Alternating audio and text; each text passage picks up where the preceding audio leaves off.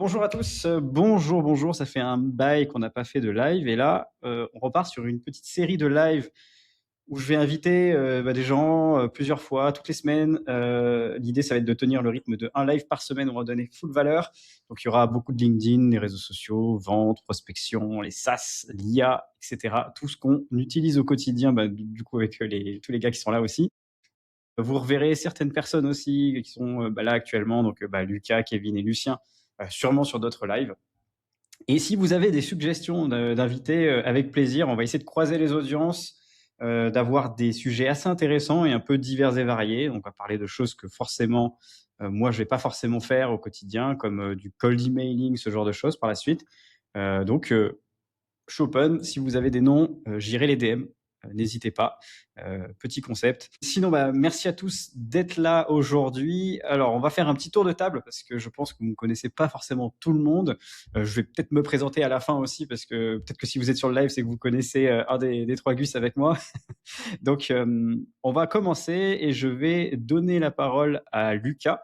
Donc, je vais te poser la question, qui tu es, qu'est-ce que tu fais et comment tu faisais avant LinkedIn, voilà, pour tes clients. Ok, ok. Donc, bon, moi, c'est Lucas Fabre. Je suis founder de Leads and Business. Je fais, en gros, c'est une boîte de mentorat pour freelance et solopreneurs. On accompagne les freelances à améliorer leur acquisition, à mettre en place un personal brand et à se développer sur LinkedIn et sur d'autres réseaux sociaux. Construire votre offre de A à Z. On la déploie, on vous aide à la vendre et après, on vous suit jusqu'au bout. Globalement, c'est ça l'idée. Et moi, en gros, je viens de la tech. J'ai 14 ans de freelance tech derrière moi. Et avant, j'ai connu un peu l'âge d'or du freelancing. C'est un peu pour ça que je fais ce business-là. C'est que j'ai des collègues qui étaient dans la merde. Je les ai aidés à sortir de la merde. Et du coup, j'aide les clients à faire pareil, à ce qui a marché auparavant et ce qui continue de marcher, malgré que le marché soit un peu plus euh, complexe et serré qu'avant. Donc voilà, juste on applique nos Plus, méthodes à il nos faut, clients. il faut encore plus travailler ça parce que c'est encore pire aujourd'hui. Ouais, c'est ça. Si vous ne le faites pas, vous serez encore plus noyé. Donc ouais, allez voir Lucas si vous avez ces besoins-là.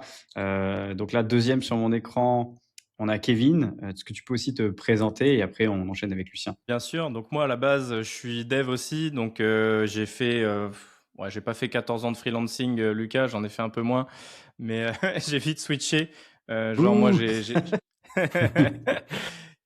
14, enfin j'ai 17 ans de dev en fait si tu veux, mais en entreprise un peu moins. Il y a 2 ans, je me suis mis à poster sur LinkedIn un peu par hasard. À la base, c'était pour développer mon acquisition. Il se trouve que j'ai fait pas mal de reach assez vite, assez rapidement. J'ai développé une vraie expertise dans la création de contenu sur LinkedIn. Et du coup, maintenant, je développe. En fait, j'accompagne principalement c'est parfois des techs, parfois des agences. J'ai même accompagné des coachs et d'autres. Enfin, j'ai accompagné plein de monde en fait, en vrai, à développer en fait, à faire du reach en gros sur LinkedIn et à booster leurs ventes derrière. J'ai même, je forme même les gens à vendre derrière, prendre des calls, faire du setting, faire du closing, etc. On reviendra sur ces sujets-là après, je pense, Ouais, carrément. dans le De toute podcast. façon, je vais annoncer après le tour de table les sujets qu'on a listés et les questions qui nous sont remontées. On va y répondre. N'hésitez pas à poser des questions dans le live LinkedIn, mais il y a toujours d'ailleurs des problèmes de synchronisation entre ce qu'on dit et le moment où on le voit et ce qu'on peut répondre. Des fois, il y a même les commentaires, on ne les voit pas jusqu'à que le live soit dispo après coup. Donc, désolé si on n'a pas vu votre message. Donc, du coup, Lucien, est-ce que tu peux te présenter à ceux qui nous regardent, s'il te plaît? Ouais, bien sûr. Donc moi, ça fait 6 ans que je suis dans la tech, beaucoup moins longtemps que vous trois ici. Avant ça, j'étais dans le bâtiment. Je travaillais en tant que coffreur dans le gros œuvre. Et puis après, j'ai fait une reconversion, comme peut-être pas mal de gens dans le chat qui ont fait des formations en ligne ou quoi. Moi, j'ai profité du Covid, clairement. J'avais déjà commencé avant le Covid à me former en autodidacte, mais j'ai profité de ce moment-là pour faire la formation en ligne, etc. J'ai travaillé 2 ans en CDI, puis après, j'ai eu un licenciement éco et je me suis lancé sur LinkedIn et c'est là où tout a commencé pour moi. Et j'ai commencé à poster, créer du contenu. Et en fait, les premières missions sont venues à moi comme ça. Et voilà, j'ai fait un peu de freelancing pendant environ 1 an, on va dire. Et là, depuis 3 mois, j'ai lancé mon agence Piclab, un peu plus de 3 mois, on va dire 4, 5 mois. Et là, maintenant, en fait, je dev plus, du coup. J'ai des devs avec moi dans l'équipe et moi, je m'occupe des clients et d'aller C'est trop chercher les cool. clients et signer les clients. Parce que toi, tu as fait ce qu'on a fait, mais en plus compact, plus condensé. Et toi, c'est sûr à 100% que tu vois, genre LinkedIn t'a propulsé. Enfin, nous, ça nous a propulsé aussi, mais toi, tu as eu encore plus ce tremplin foudroyant, on va dire, qui t'a Et il y a permis 2 ans, à de. la même période, j'étais en CDI. Ouais, c'est ça. C'est ça, et c'est ça qui est fou, en fait. C'est que là, enfin, tu vends pour des projets à plusieurs dizaines de milliers d'euros. Donc, en fait, c'est assez fou parce que tu as des seniors qui doivent nous regarder dans la tech là, qui sont pas capables de Mmh. vendre des offres à plusieurs milliers d'euros, hormis leur temps, tu vois. Et de voir que tu peux le faire en un temps aussi compressé et grâce à LinkedIn aussi, bah, voilà, ça montre aussi ta légitimité à venir parler de ça avec nous parce qu'on est tous les quatre devs à la base. Hein, je vais me présenter après. Et en fait, maintenant, c'est le marketing en fait qui nous drive. Donc, on devient plutôt product engineer que software engineer comme on l'était avant. Donc ça, on va en parler peut-être un peu si on a le temps. Et donc, pour ceux qui me connaissent pas et qui viennent de la part de mes trois compères, moi, c'est Johan. Donc, du coup, je suis développeur depuis 15-16 ans. Donc, j'ai fait 11 ou 12 ans de freelance, je me rappelle plus. Le temps passe vite. J'ai du coup beaucoup bossé pour des startups. J'ai toujours aimé l'entrepreneuriat. Et là, donc, je faisais aussi de l'accompagnement comme Lucas, Kevin et Lucien aussi, on en a fait. Pour les freelance de la tech, pour aider à trouver des missions. J'ai fait ça pendant 1 an et demi. Ça se passait très bien. Et en fait, j'en ai eu marre un peu de faire ça. Donc, j'ai pivoté sur quelque chose qui me fait vraiment marrer. Moi, c'est optimiser les profils, conversion, analyser le positionnement des gens, leur permettre de vraiment prendre 100% de tous les leviers qu'ils ont sur les réseaux, leur landing page, etc., pour avoir le plus de rendez-vous qualifiés possible et vendre en fait sans vendre. Donc, que les gens viennent acheter chez eux. Donc voilà, donc j'ai Attract. Si vous voulez voir et que vous avez besoin d'optimisation, venez, on est spécialisé là-dessus, on fait des bons résultats. Et donc, pour commencer, maintenant qu'on s'est tous introduits, on va parler de plusieurs choses. Il y a les sujets qui vont parler, on va parler d'offres, comment créer une offre et qu'est-ce qui marche sur LinkedIn.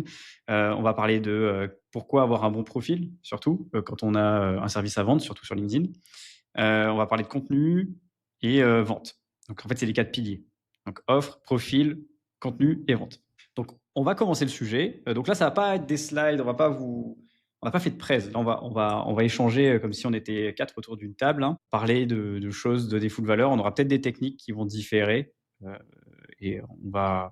Si vous avez des questions d'ailleurs, posez-les. On regarde. Je mets d'ailleurs mon chat sur le côté. Donc du coup, première question.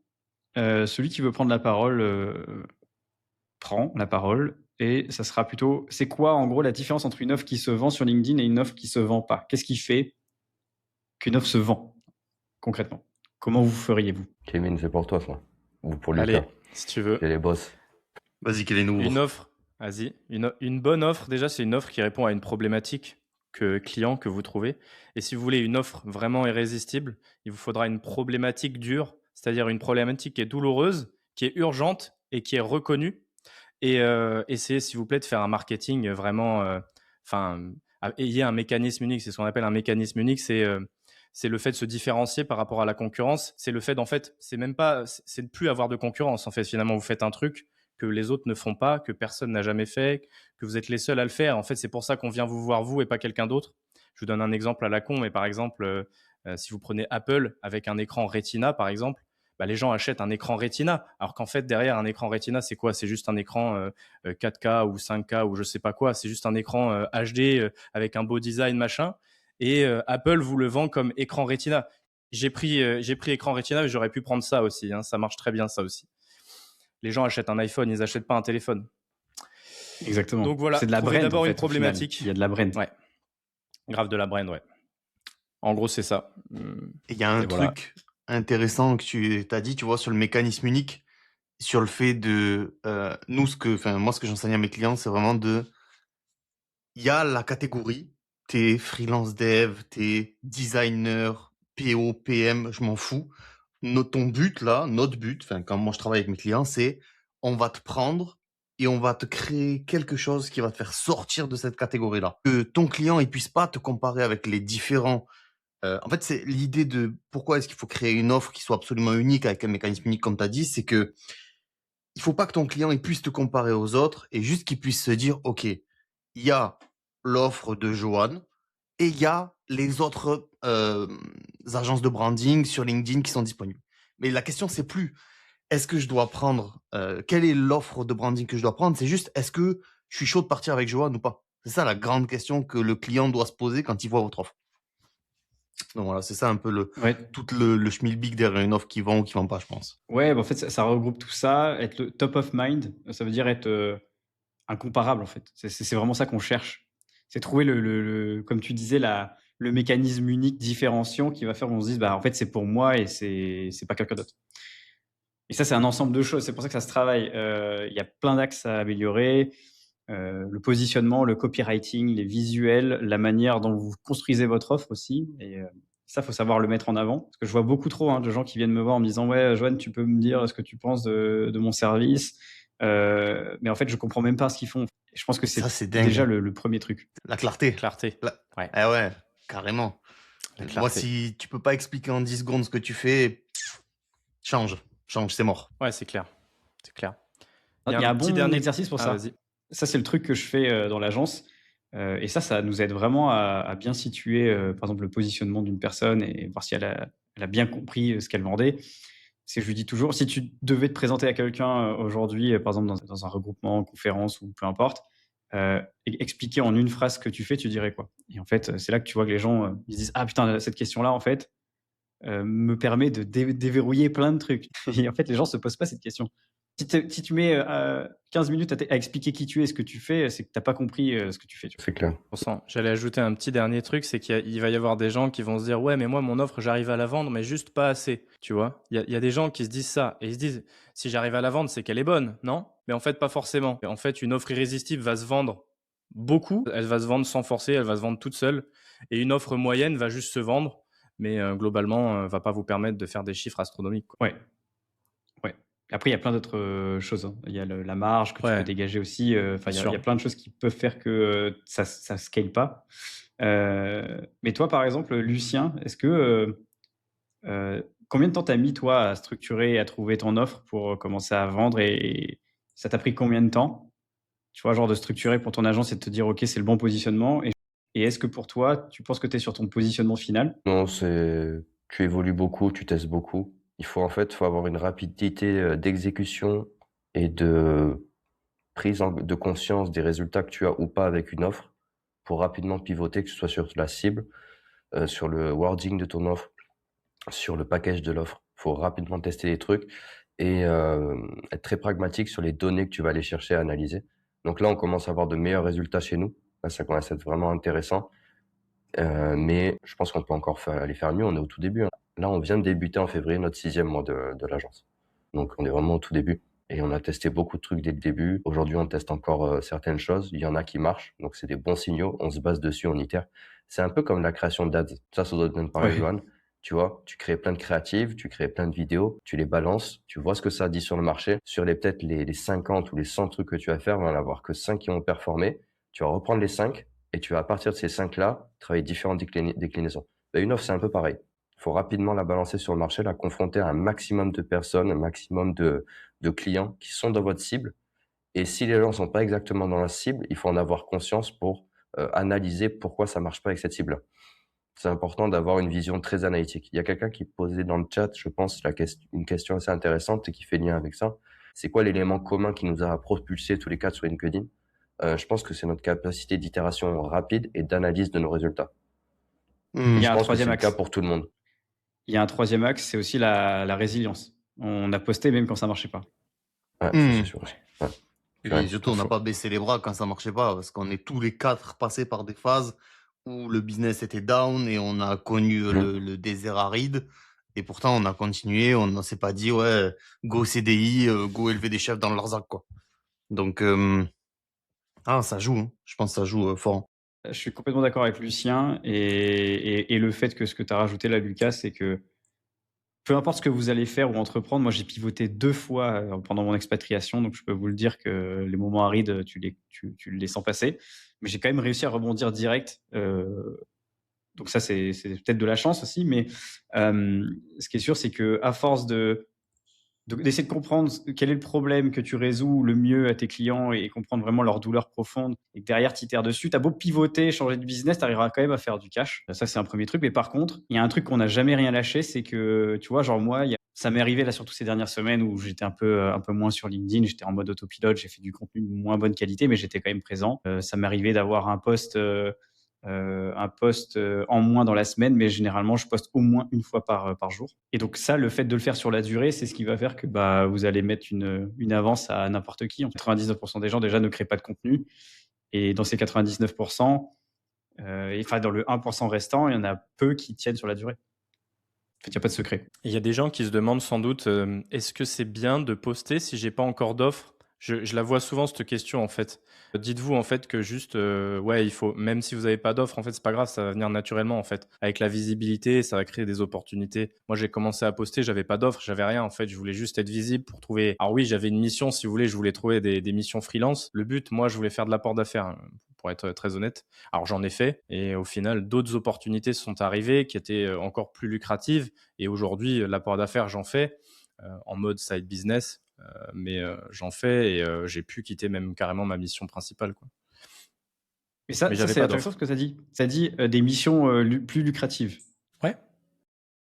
En fait, je pense qu'il y a ça, mais tu peux pas performer dans un business même si ça te plaît pas. En fait, tu peux pas partir que si c'est qu'une question d'argent. Déjà, c'est un premier truc.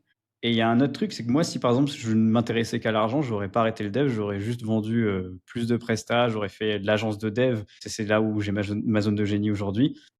Et j'aurais scalé avec l'IA, j'aurais profité de la vague vu que personne l'utilise vraiment en fait en tant que dev.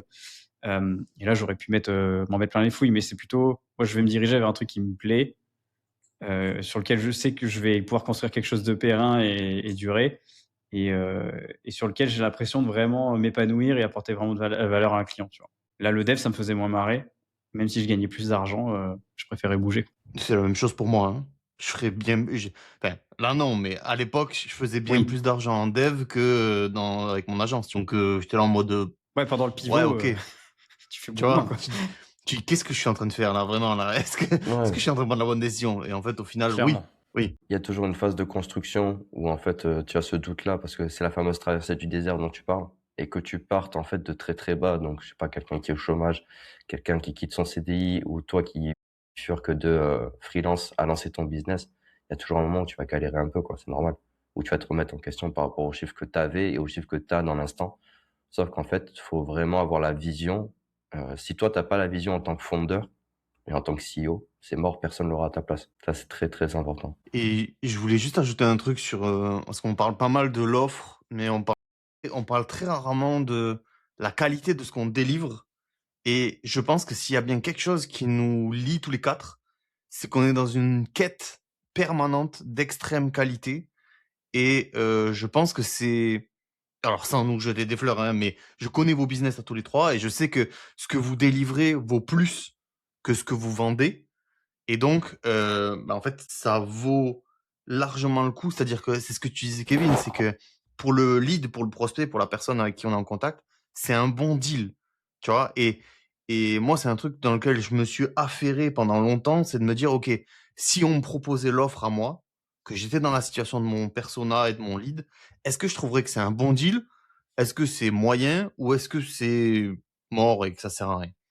Et je me positionne toujours dans le curseur premier qui est de dire, il faut que ce soit un bon deal pour la personne. Il faut que la personne, et ça c'est une base du commerce, il faut que la personne ait l'impression d'escroquer l'autre. C'est ça le principe du commerce à la base. C'est qu'il y en a un qui pense qu'il fait une meilleure affaire que l'autre. Et donc c'est ça Exactement. qu'il faut, Ouais. il faut s'affairer à ça. Elle est bien cette image. C'est vraiment ça, hein. 100%, ouais. Yes. Et comment vous avez, les gars, structuré votre offre pour qu'on comprenne en 10 secondes, tu vois, genre que ça nous correspond. Enfin, comment vous avez fait pour attirer les gens déjà et leur faire comprendre que vous êtes la meilleure personne pour eux? C'est quoi si demain je veux créer une offre, moi, je vais refaire la question, et que je veux vendre, c'est quoi le premier truc que je dois faire? Si vous voulez, je commence. En Vas-y. gros, moi, comment je l'ai fait? Je suis parti d'une longue phrase et j'ai taillé dans le gras jusqu'à arriver à quelque chose d'extrêmement simple. Et c'est ça le but. Une longue phrase qui contient les 6 P, la valeur, le résultat attendu, le délai, le prix. Et après, j'ai enlevé des choses pour obtenir une phrase qui tient en quelques secondes et que tu puisses présenter aux gens. Et après, tu donnes du détail dans ta LP, dans tes calls, dans tes posts. Mais voilà, il te faut une tagline, il te faut un truc qui tape un peu, quoi. Et je pense que, merci pour la réponse, mais je pense que nous quatre, on a été concernés là-dessus, à essayer des taglines à foison et de se rendre compte qu'il y en a certaines, ça Punaise. fait rien du tout, ça vend rien du tout. Et après, tu trouves le bon axe et ça te débloque vraiment tout. Tu vois. Des fois, ça va marcher un tout petit peu. Je sais pas si c'est mon positionnement, mon offre, etc. Et en fait, tu vas voir qu'à force d'itérer, tu vas tomber sur un peu la mine d'or. Tu vois, j'ai envie de te dire, ah putain, en fait, là, maintenant, ça convertit de fou. Et en fait, tu te rends compte que la majorité du temps, c'est même pas ton offre qui a changé. C'est plutôt ta manière de le montrer et de le dire. C'est plutôt le copy qui va être très, très puissant là-dessus. Et surtout, le truc que j'ai envie de rajouter, c'est que le copy, il est présent partout.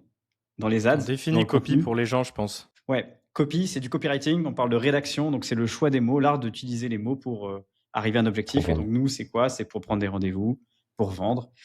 Et en fait, le copywriting se trouve partout. Genre, nous quatre, on a dû se former au copywriting parce que je pense que tu peux pas être un bon vendeur en ligne, ni même en appel, ni rien si déjà tu sais pas sortir des punchlines qui impactent vraiment la personne. Et ça passe par savoir utiliser les mots, manipuler sans que ça soit trop agressif. C'est vraiment ça, c'est amener un peu comme un berger et son troupeau, dire ok, c'est dans telle direction qu'on va, et en fait ton lead, exactement, il faut le voir comme ça. C'est un peu une image rabaissante, mais en vrai, dites-vous que les marketeurs, c'est pas pour rien qu'ils parlent de lead, de prospect.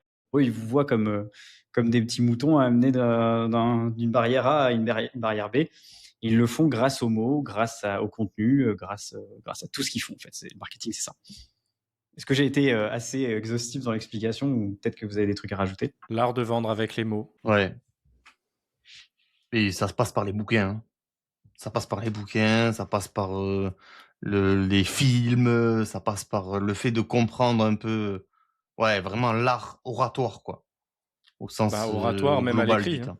Ouais, voilà. Ouais. Et on y est confronté chaque jour. Hein. Toutes les pubs qu'on voit, tout ce qui se passe à la télé, même les médias, il y en a partout en fait. Enfin, même ce qui se passe aux infos. Hein, je veux dire, les mecs aux infos, ils abusent les faits et tout, mais c'est juste pour que vous restiez, pour maintenir l'audimat. Enfin, c'est juste ça. Hein, et nous, finalement, on est nos propres médias, mais c'est un peu ça aussi. Hein. Le but, c'est avec le copywriting, on essaye de vous garder en haleine. Enfin, c'est vraiment ça le but, quoi. J'ai un tout petit conseil. Ah, ouais, sans être trop pushy totalement. J'ai un tout petit conseil pour tous les gens qui veulent apprendre le copywriting de manière un peu passive et tout au long de leur vie. C'est quand vous êtes confronté à quelque chose de marketing, un post, n'importe quoi.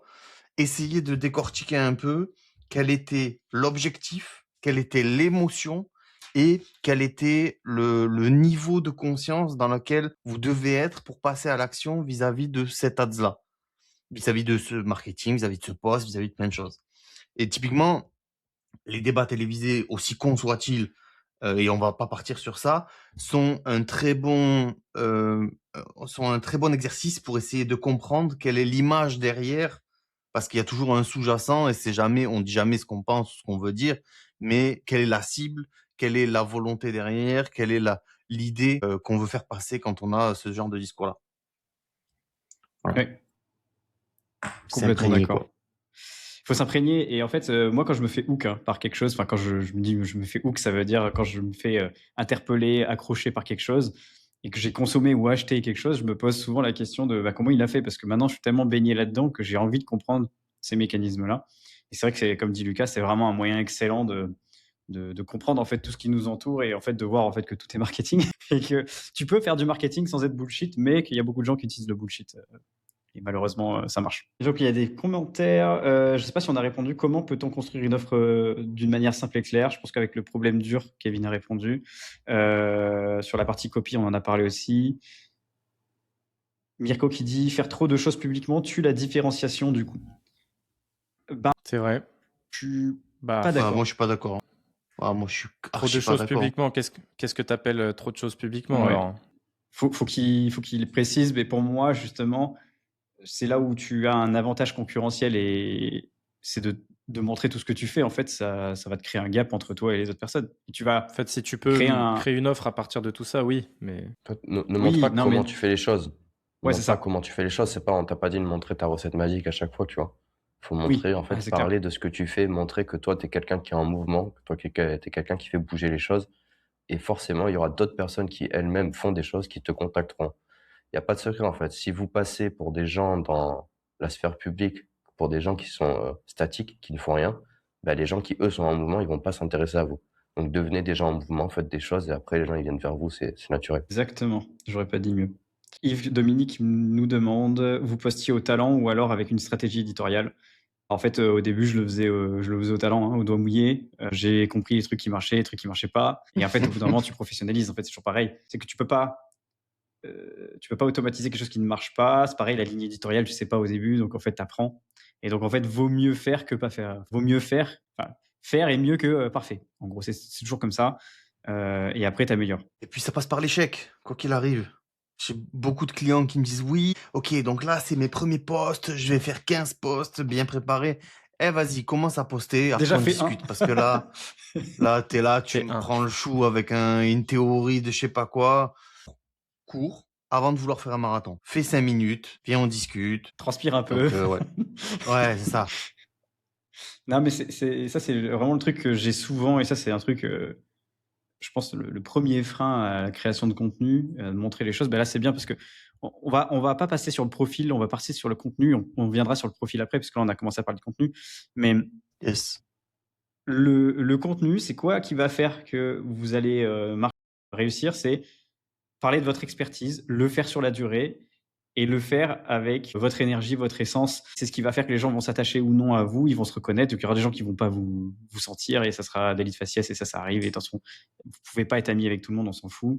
Donc, en fait, il faut lâcher prise un peu avec ce que les gens pensent de vous, on en a rien à foutre.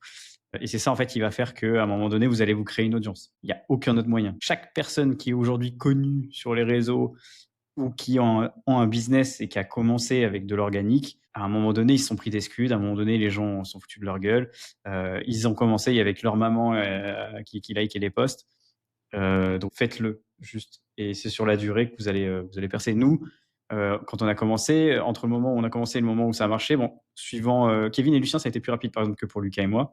Mais Ouais, mais nous, on a fait n'a pas pendant... échappé à la règle, hein. J'avais retrouvé avec Kevin mon tout premier post. Bon, c'était un moment, c'était quand il était venu chez moi à Marseille il y a un petit moment. On avait retrouvé mon premier post, j'avais fait 0 like et genre 70 impressions. Ah, les gars, on commence tous quelque part. Donc Ah, c'est rassurez-vous. rude. Ah ouais, mais le post était nul, hein. Ah, il était nul. Et en plus de ça, j'avais quoi? J'avais peut-être 300 personnes en connexion, tu vois, avec un compte complètement froid. Donc en fait, il faut aussi se dire, voilà, montrer à l'algo que vous êtes quelqu'un qui est régulier et tout. L'algo, à un moment donné, il va récompenser, hein. Mais regarde, T'as dit un ça truc... aussi. l'algo est ton meilleur ami Ouais. parce qu'au final, Ah oui. t'as pas réussi à faire Ouais. des vues. En fait, t'as fait un post éclaté, personne l'a vu, donc personne peut se foutre de ta gueule au final. T'as Exactement. 70 pélos, Je vous peut-être mets- qu'ils je se sont vous- foutus de ta gueule, mais c'est tout. Je vous mets au défi d'aller le retrouver maintenant. Il est bien loin. Tu l'as supprimé Exactement. ou pas? Va falloir scroller.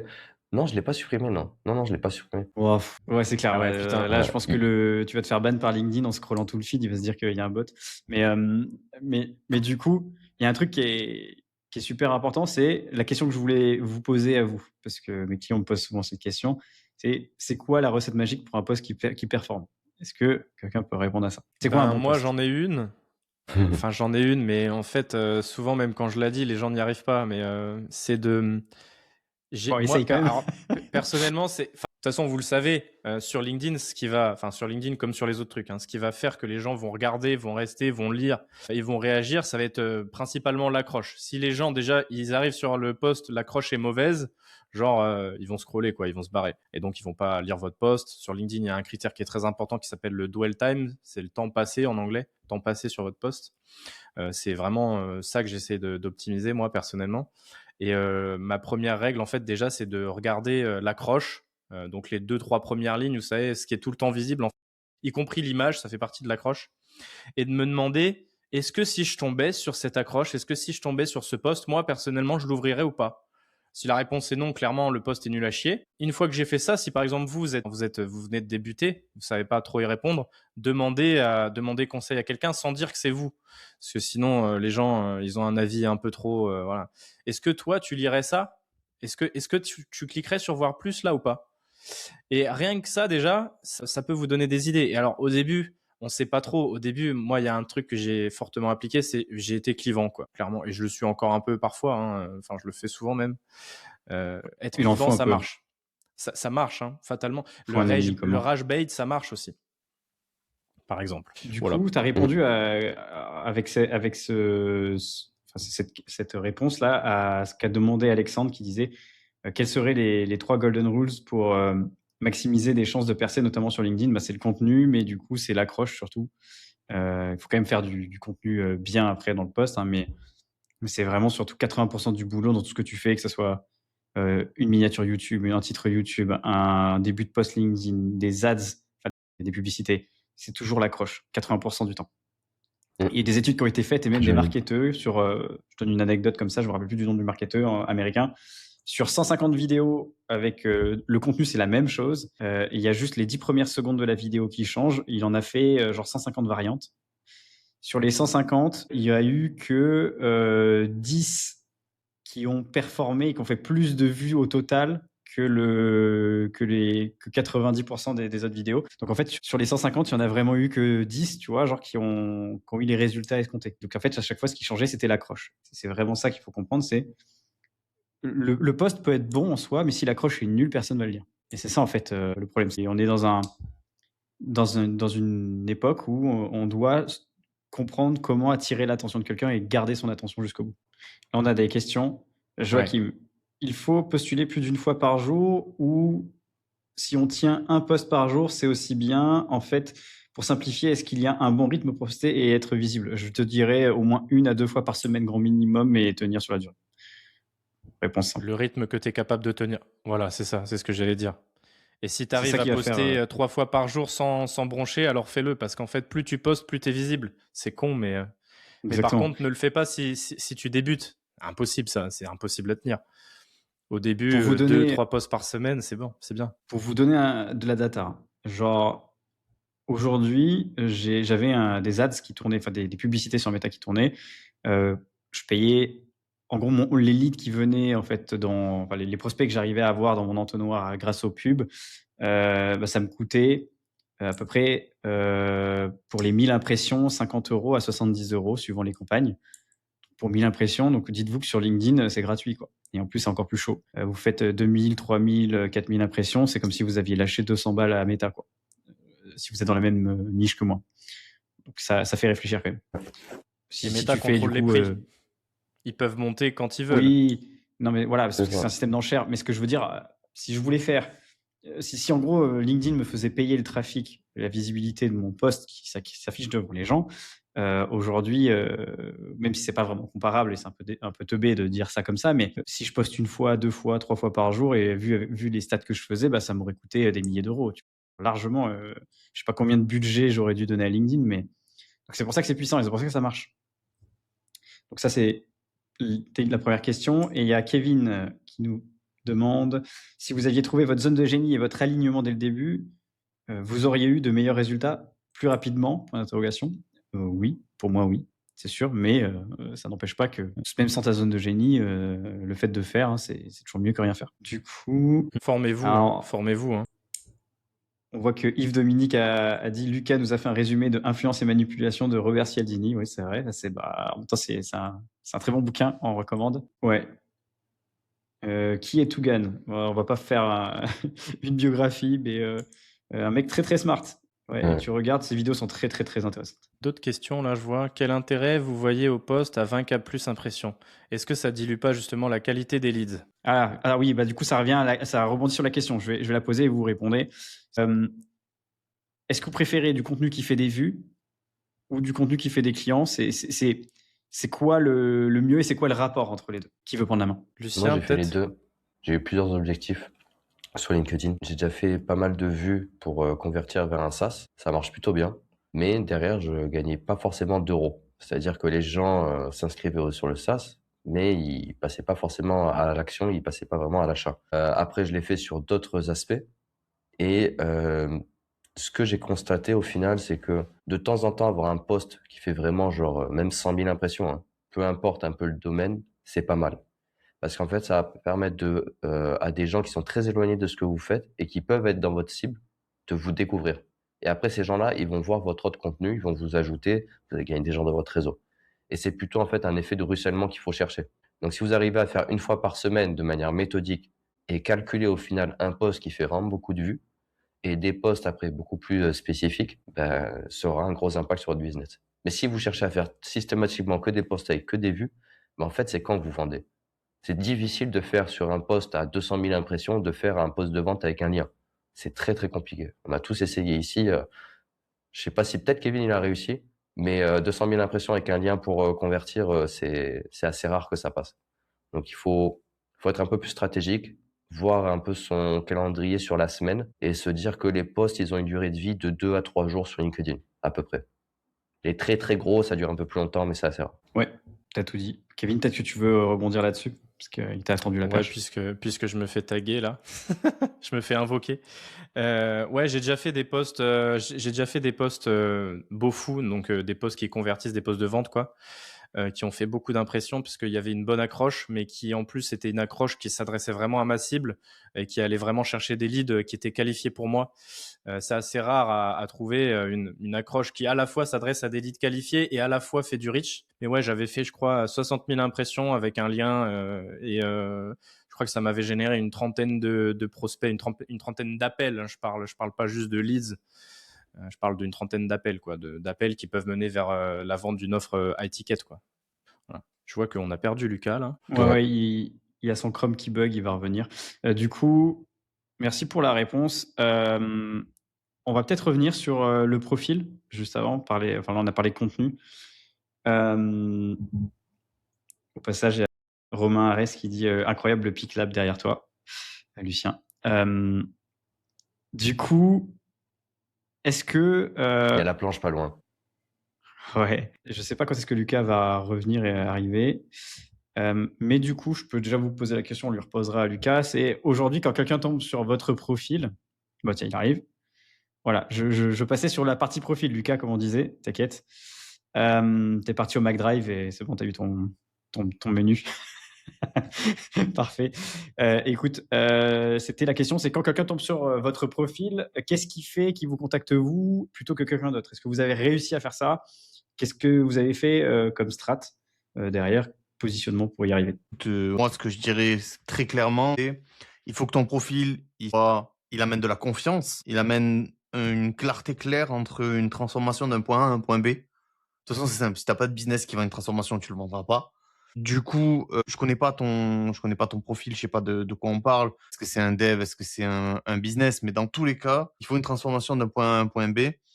Et il faut que tu amènes de la confiance dans ton profil, que tu amènes du professionnalisme. Pas forcément que tu sois boring, mais que le gars, il se dise, OK, je peux partir avec cette personne. Et moi, c'est passé par un rebranding chez Johan. C'est passé par une amélioration de mon produit. Voilà. On a pris tous les trois un branding chez Johan parce qu'il fait un taf exceptionnel. Et moi, ça a changé l'impact que les gens ont quand ils arrivent sur mon profil, quoi. L'impact que j'ai sur les gens quand ils arrivent sur mon profil. Toi, tu l'as senti en plus la différence, toi, Ah, particulièrement. moi, ça a été, ça a skyrocket, hein. J'étais sur un branding un peu brumeux, en tout cas, qui donnait pas de réelle direction à mon business. Avec le rebranding, ça a fait exploser mes ventes, quoi, donc, très clairement. Et les gens vont croire que je t'ai payé pour dire ça. Eh non. Moi, je suis Ce pas n'est une pas un cheerleader, placement de hein. produit. Moi, on me paye pas comme ça. Non, non, j'ai pas peur de le dire et ça a fait exploser mon business, grâce à ça, hein. Bah, merci, mec. Donc go, quoi. Je pense que tu as bien répondu à la question. Est-ce que quelqu'un voulait rebondir là-dessus? Des choses à C'est bon, rajouter? on peut avancer. Clarté, c'est tout. Clarté. Clarté. il l'a Ouais, dit, donc, clarté. ouais, clarté, c'est tout, hein, clarté. Trop bien. Et si c'est suffisamment clair et qu'il n'y a pas de vente, c'est juste que c'est l'offre qui est pas bonne, hein. Ouais. C'est le produit. Le produit. Ouais, si tu forces trop à essayer de vendre, c'est qu'il y a un moment donné, il y a un truc qui va pas, soit la clarté, soit la proposition de valeur, soit la confiance. Mais ouais, normalement, la vente, c'est juste, enfin, dans nos mécanismes à nous, hein, c'est convertir parce qu'on fait de l'organique. La personne, elle est déjà normalement au fait de ce qu'on fait. Et donc là, on va passer sur le sujet vente, mais voilà, je suis la meilleure personne pour toi, la personne est déjà convaincue, elle passe à l'action, c'est juste une question de réassurance. Et donc, par rapport à la vente, il y a quand même pas mal de choses. Donc là, j'ai parlé un peu vente, mais c'est plutôt du closing. Sur la partie vente, quand quelqu'un commande votre contenu, qu'est-ce que vous faites? Est-ce que vous avez une stratégie derrière pour aller le relancer? Et qu'est-ce que vous feriez si vous étiez quelqu'un qui commence dans le business? Ça prend du temps, mais c'est terriblement efficace de contacter les gens qui vous ont mis un commentaire et que vous estimez qu'ils sont dans votre cible, peu importe le business que vous faites en fait. Les contacter, faire le premier pas vers eux, c'est un prétexte de comptable qui est indéniable. En fait, c'est la personne qui est venue dans votre espace, qui a mis un message et vous réagissez à ce message-là. Donc, elle pourra jamais vous envoyer balader. Alors que si vous essayez la prospection à froid, vous allez en prendre quelques-uns qui vont vous insulter, vous envoyer à droite à gauche. Ça va être marrant. Pas grave, hein. Je pense que C'est pas grave, Lucas, hein, mais- il a dû essuyer beaucoup plus de plates que nous là-dessus. We don't give a fuck. Alors, je vais vous dire un truc. Moi, j'avais un coach en vente giga agressif. Petit mon cœur sur toi. Il m'a dit 2 choses. He's in the follow-up. Vraiment, Ouais. l'argent Ça, je valide de ouf. et dans le follow-up, c'est vraiment dans le De fait ouf. d'aller chercher, relancer les gens. Et surtout, si tu t'es pas fait insulter avant 14 heures, c'est que à un moment donné, tu as été un peu mou du, tu vois, c'est que tu aurais pu y aller un peu plus fort. Donc moi, je suis dans la team agressif, volume. On est sur des plateformes qui nous permettent de contacter 50 personnes par jour. 50 personnes par jour. Vous imaginez ce que ça représente si on met 50 personnes dans une pièce et chaque jour on fait rentrer 50 nouvelles personnes. Et en plus de ça, non mais le truc de ouf, c'est que derrière, on peut reparler aux gens de la journée précédente. Vraiment, on est sur une explosion lunaire en termes de lead. Et moi, je fais du froid, mais si je fais aussi du tiède. Et le tiède, ça marche très, très, très bien. Les gens qui ont montré un signal fait de doux. vente envers toi. Ouais, c'est Voilà. ça. Dans la marmite, un peu de beurre, un peu de thym, sur plusieurs semaines. Avec un petit accent du sud en Tu en vois, les supplément cigales pour qui aller. chantent. Tu vois. Donc, Ouais, mais C'est vrai voilà. méchoui. Ah, c'est ça. Un vrai c'est méchoui. ça. Sur plusieurs semaines, c'est ça. Oh my god. Non, mais c'est. Donc voilà. T'as trop raison. Ouais. Moi, Je j'ai suis eu des 100% leads, d'accord. hein, j'ai fait 10 follow-up. Hein, moi, j'en ai rien à faire. Hein. Si le mec Mais me oui. dit pas, C'est obligé. j'en ai rien à foutre. En fait, Mm. moi, je suis Tant pas qu'il y a du pas genre un à aller nom chercher explicite. du froid. En gros, moi, je dis, je veux pas vendre, Pareil. je veux que les gens viennent acheter chez moi. Donc, ma stratégie, c'est de faire suffisamment bonne impression, donner du bon contenu, de la bonne preuve sociale pour que les gens viennent. Mais après qu'une fois qu'ils sont venus visiter mon profil, m'ajouter ou sur mon contenu, t'inquiète pas, je vais pas le lâcher, quoi. Donc, même Ah, c'est si ça. en plus tu t'amuses à faire des commentaires IA chez moi, tu vas avoir plein de messages. Et en fait, c'est pas grave. Tant que la personne me bloque pas ou me dit pas d'arrêter, faut continuer à partir du moment où ça reste bienveillant non plus. Tu vois, genre le but, c'est que je sache que je peux lui apporter de la valeur. Donc, c'est sûr que je vais pas lui retirer de l'argent de la poche. Mais moi, j'ai aucun remords là-dessus. Hein. Si je sais que je peux aider la personne, je vais le faire. Tu vois, genre Lucas, j'ai pas eu besoin de le faire, mais je l'aurais fait et il m'aurait dit ça, tu vois, genre j'aurais été content. Rien à faire. Ouais, totalement. Moi, sur l'agence, la plupart des clients que j'ai closés, c'est vraiment en insistant comme un porc. Genre vraiment, il y a des gens, je les ai travaillés. Il y a un client, j'ai travaillé pendant 6 mois encore. Ah ouais. Et aujourd'hui, pas de il a signé presque 50K avec nous. Et il va continuer, il est à balle avec nous. Donc en C'est trop fait, si j'avais pas fait ça, et que j'avais pas été patient, j'avais pas été organisé dans mes relances, je me serais assis sur 50K. Ou peut-être plus, parce qu'aujourd'hui, j'ai pas la fin de l'histoire, on est encore ensemble. On va bosser encore ensemble sur 2020. Il y a moyen d'aller chercher peut-être 6 chiffres encore ensemble, parce qu'on a parlé de gros contrats ensemble. Donc, et là, Et il y ça, a c'est plein le de clients avec follow-up. qui je parle. Il y a plein de clients avec qui je parle. En fait, il faut vous dire un truc. Les gens, ils bossent, ils sont occupés. C'est pas contre vous, hein. C'est juste qu'il y a leur vie professionnelle, il y a la vie personnelle. Il y a des gens qui ont plein d'enfants, c'est la galère. Et donc, en fait, si vous leur envoyez pas un message sympa, juste léger, hey, salut, juste pour remonter dans les messages et tout, un truc juste simple comme ça suffit. Vous montrez que vous êtes là et les gens, ils vont répondre et ils vont voir que vous avez de bonnes intentions. Ce qui est relou, c'est quand il y a des gens qui font des relances qui sont trop agressives. Sur les relances, moi, j'aurais tendance à ne pas être trop agressif, à pas rentrer trop dedans. Ah, tu m'as pas répondu à mon dernier message. Ah, ça fait 2 semaines que je t'ai contacté, tu m'as rien dit sur mon offre. Ah, tu m'avais demandé tel PDF, je te l'ai envoyé, t'as pas réagi, alors t'en penses quoi? Pas être trop agressif, soyez plus chill. T'envoies de la valeur. T'envoies Ouais. une petite pièce de contenu que tu viens de produire, un petit témoignage C'est client. ça. Tu dis tiens, j'ai tourné ce témoignage avec un tel. J'ai pensé que ça pouvait t'intéresser. Boum, le lien. Et puis voilà. Au bout d'un moment, ça se fait tout seul. Hein. Ou des fois, Et même moi, juste, ce que j'ai j'allais vu passer un truc, j'ai pensé à toi, voilà, tiens, je t'ai envoyé le lien. Tiens, tu te demandais comment tu peux faire pour avoir le CIR, crédit d'impôt recherche. Bah tiens, j'ai trouvé cette ressource, elle est plutôt pas mal. Bam, t'envoies ça à ton client, bah le mec il est content, tu vois. Là, il y a des questions, les gars, on va peut-être les dépiler avant de passer à d'autres trucs. Vas-y. Là, je vois Bilal a dit, est-ce que vous avez essayé de poster en anglais? Vous avez un retour d'expert? Alors moi, j'en ai. J'ai personnellement pas essayé, mais j'ai des clients qui ont essayé. Et moi, je sais pas si c'est l'algo qui force ou pas à rester dans ta langue natale, mais ça, c'est pas du tout mis en avant, en fait, hein, quand tu es en France et que tu postes en France. Et je sais pas s'ils le savaient, en fait, que ton profil était à la base français, mais ça perd pas du tout. Alors, Peut-être des exceptions, je, mais... je pense avoir un peu compris le truc parce que j'ai quand même 4 clients qui ont fait le switch. Ok, très Il intéressant. y en a pour qui ça s'est bien passé et d'autres pour qui ça s'est très mal passé. Bon, manque de résilience sur certains, c'est sûr. Il y a un long délai dans lequel il va rien se passer, quoi qu'il arrive. Et surtout, je pense très fortement qu'il y a un impact, il doit y avoir une équation entre le nombre de leads, pardon, le nombre de contacts que tu as dans ton réseau qui sont en français et ceux qui sont en anglais. Donc, je pense très fortement que pour faire une bonne transition, ça va prendre plusieurs semaines, mais surtout qu'il faut ajouter des gens uniquement anglais. Oui, J'avais oui, cette forcément. théorie aussi. Voilà. En fait, il y avait une théorie. En fait, il faut comprendre un peu comment fonctionne l'algo. C'est qu'au début, quand tu pousses un post, il va le tester sur ton audience. Et il va le tester seulement après. Si ça marche sur ton audience, il va l'ouvrir plus largement. Mais si ça marche, en fait, si tu veux, si tu postes en anglais et que tu as une audience FR, la majorité, genre, ils vont switcher parce qu'ils vont pas avoir envie de lire. C'est pas naturel. Donc, ça va nous casser les couilles. Les gens, ils vont zapper. Et en fait, c'est pour ça que ça marche pas. C'est ça la théorie. C'est que du coup, si tu as plus de 50% de ton audience qui est FR et que tu postes en anglais, bah, en gros, c'est pas optimal. Et peut-être que toi, les clients pour lesquels ça a marché, Lucas, c'est qu'en fait, au bout d'un moment, ils ont été suffisamment résilients pour que leur niveau d'audience sur leurs abonnés dépasse, leur niveau d'audience anglophone dépasse finalement leur audience francophone, quoi, je pense. Ouais, et puis le gros cheat code, ça a été de faire des posts en anglais sur des événements internationaux qui ont extrêmement bien marché. Donc en fait, ça a donné un peu une incentive à l'algo en disant, oh, le mec il poste en anglais, il craque tous les scores en anglais, bah viens, on le passe un peu dans la catégorie anglais. Et du coup, ça a joué aussi dans cette flywheel de j'ai plus de gens anglais, je poste en anglais, et ainsi de suite, quoi. Mais là, De toute façon, ça marche très bien pour lui. Ouais. c'est un peu dans le même délire que si tu arrêtes de poster pendant un certain temps, il va te fouetter l'algo. Parce qu'en fait, Ouais. je pense que c'est un espèce de scoring que tu as avec ton compte. Et si tu fais n'importe quoi, que ça soit poster en anglais, français, parler d'un sujet à la bonne audience ou pas, ou poster beaucoup et d'un coup s'arrêter, forcément, à un moment donné, ça se passe pas bien, quoi.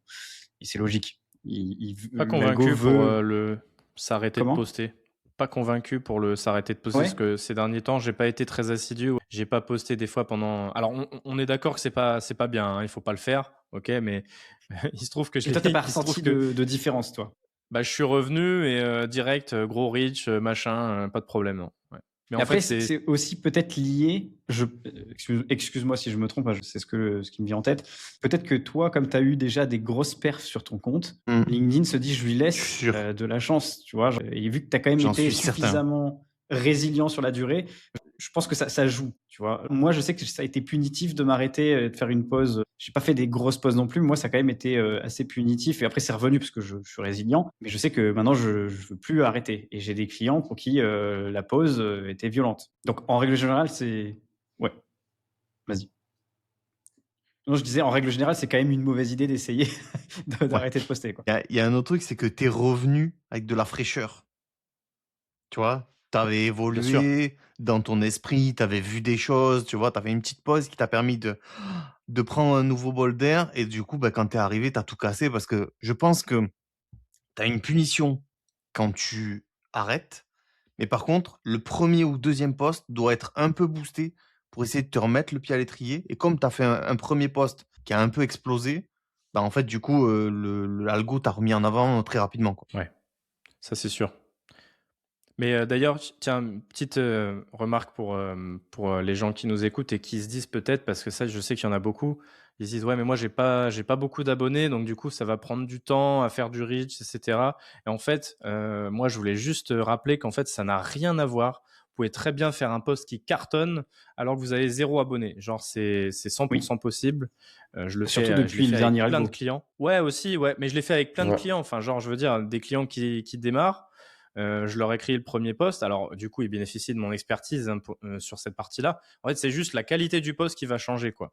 Et après, bien sûr, forcément, je mets un petit coup de boost parce que en général, si c'est mes clients, tu sais, moi, je mets un like, je push un petit peu à droite à gauche à mon réseau pour qu'ils aillent mettre un petit like et tout. Mais normal, en fait, c'est mes clients, si tu veux. Et ça part, tu vois, à chaque fois, ça part. D'ailleurs, mon premier post avait fait 180 000 impressions. Loin des 0 like de Lucien. On n'est pas Et tous à la par même contre, après, enseigne ceux et d'après, il faut pas se décourager. Ouais, clairement. ceux d'après, c'était comme ceux de Lucien, hein, 0 like, 77 impressions. Je te La rassure. redescente. Ouais, Je sais pas si c'est grave. mieux en fait. Genre quand tu commences, t'as rien dans ton bol, ou quand ton bol il est bien rempli, mais les prochains jours t'as rien. Je sais pas.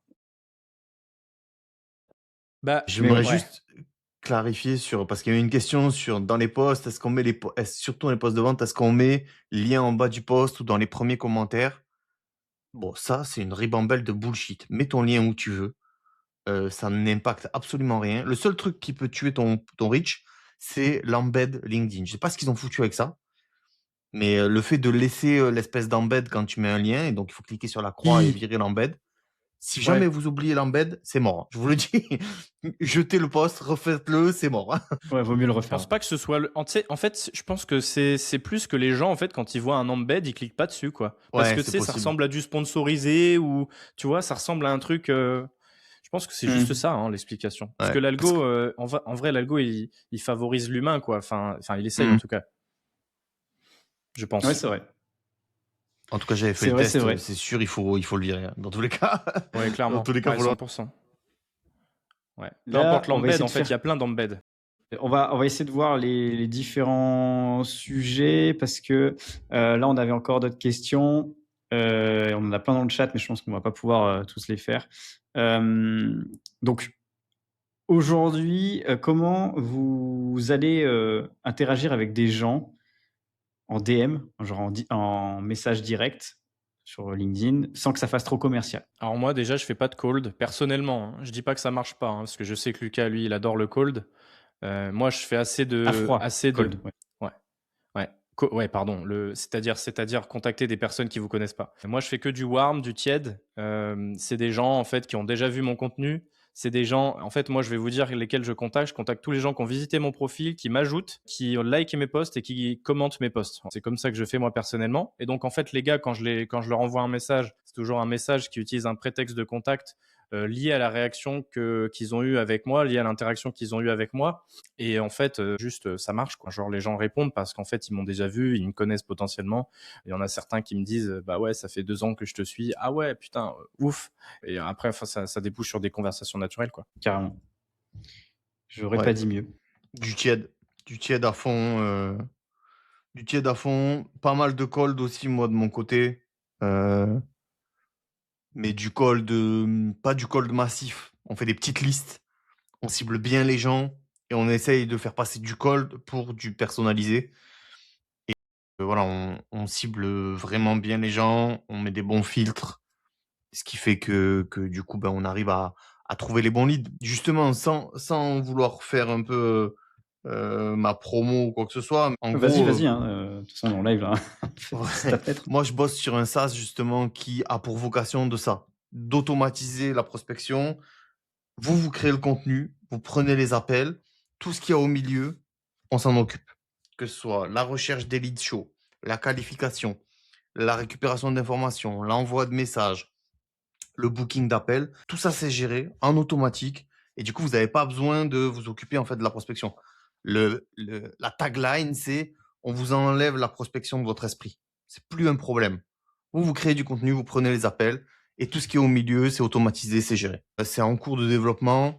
Je vous mettrai le lien pour vous inscrire à la waitlist. Ouais, si vous savez pas où le trouver, vous m'envoyez un message ou à Kevin ou à Lucien et on se fera des connexions, des intros. Ok. Une petite casser le marché, on va faire moins cher que les autres. Ouais. Et toi, Lucien, juste, tu fais du cold en gros, tu envoies des messages, toi, à des personnes qui te connaissent pas ou c'est juste inbound comme moi? Moi, il y a beaucoup de choses en fait que j'ai déléguées. En fait, ça, je le fais pas moi-même. J'ai une setteuse qui travaille Ok. 4 heures par jour avec Est-ce que nous. tu peux expliquer ce que c'est une setteuse, s'il te plaît? Donc, c'est une personne.